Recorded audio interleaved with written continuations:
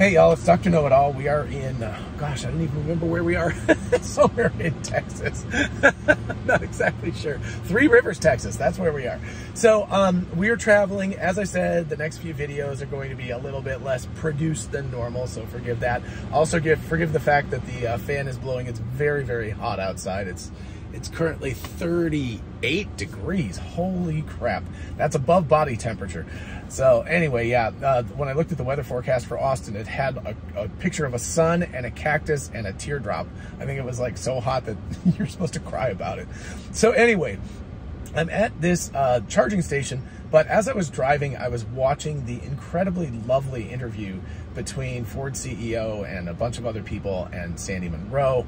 And they were conversing about a bunch of things, and Jim Farley, the CEO, talked specifically about the fact that he is only going to be releasing a few models of the vehicles rather than all of the vehicles like GM and everything. And this is something that a lot of people have criticized Tesla about, because Tesla has 4 cars right now. They have an S, a 3, an X, and a Y. Sexy. It spells sexy. And of course, they're looking at the Cybertruck is the only other, and then the semi-truck, but that's a completely different thing. But in terms of consumer level vehicles, the only other consumer level vehicle that they're looking at right now is the Cybertruck. So they're looking at 5 vehicles. The S and the X, Elon Musk has said they only really are making that because of sentimental reasons. It's something that they probably shouldn't even be making anymore because it's not making enough profit. It's not efficient enough. So, you know, you're looking at a situation like that. So the problem is that everybody's saying like, oh, they need to be like GM or something. They need to make 30 models of cars. That's what GM is promising, is they're going to make a bunch of cars. They're going to make a huge number of EVs. What Jim Farley was saying in this interview, and Sandy Munro kind of pressed him on this and said, oh, you need to make a cheap car, like a $20,000, $25,000 car, because that's what everybody's going to do. And Jim Farley, in a very politic way, and if I have time, I'll try to insert this clip into here. But anyway, you should definitely watch the video. You should definitely watch, see if I can get this right. You should definitely watch the interview that I've got linked in the description. There we go. I can actually talk today. But because it goes into a lot of other things, it's about an hour long. It's definitely worth watching. You could probably watch it at 1.5 speed and, you know, get through, because they talk reasonably slowly. But anyway, at this point, Jim Farley says we're going to stick to our core business, right after talking about how proud they are that they have 95% of the electronic van industry, which is great. I mean, I think that's fantastic that they own that entire business. And it is something else that Tesla's talked about getting into, is commercial vans. They have the I think it's Econo line, but this is the E150, E250. It's basically the Ford F-150, 250, 350 series, but in a van version. But nobody else is making it. They've got a huge majority of the electronic vans. Obviously, it's a small market right now, but still, it's great that they're doing that. And then obviously the Ford F-150 Lightning is the other major player that they've got that they're moving forward with. And the Mach-E as well. So you've got kind of a van, a pickup truck, and those two are really, really core competencies.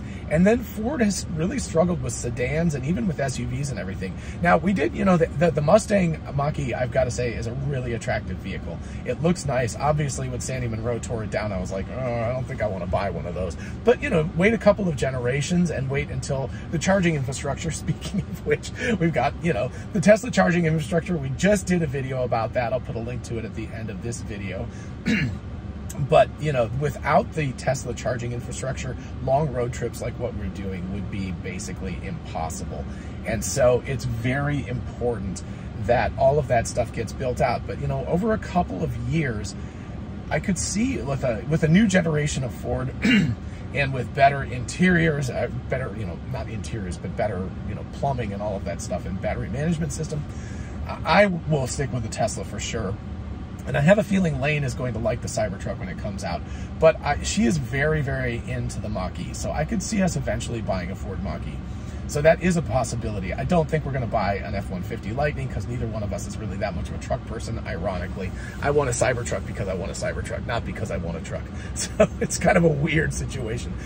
But what we're talking about is a stark contrast here between what Ford is saying and what Jim Farley is saying. And I think he's a really good CEO. He's got a lot of of proper strategic thinking, as opposed to Mary Barra with GM, and of course Toyota at Toyota, and a lot of other CEOs, and now Bluma. I don't know about him at VW, but you know, a lot of these guys have got this idea of model spread.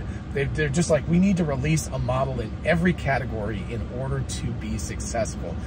Tesla's taking the opposite. They're like, we're going to release, or not one model, but we need to release, you know, multiple models in each category.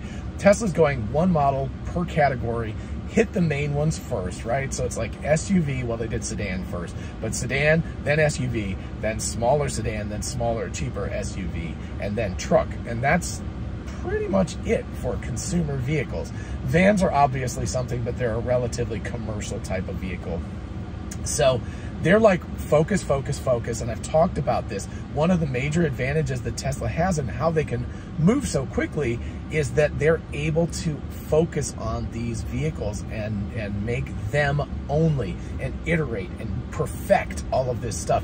Whereas if you have a bunch of different vehicle models that are based on the same platform, but they're all a little bit different from each other, to make a change to one of those models means you got to make a change to all of those models, and that becomes very, very complex, and it slows everything down, and it makes everything much more expensive, even if they're sharing a lot of the underlying structure of the vehicle.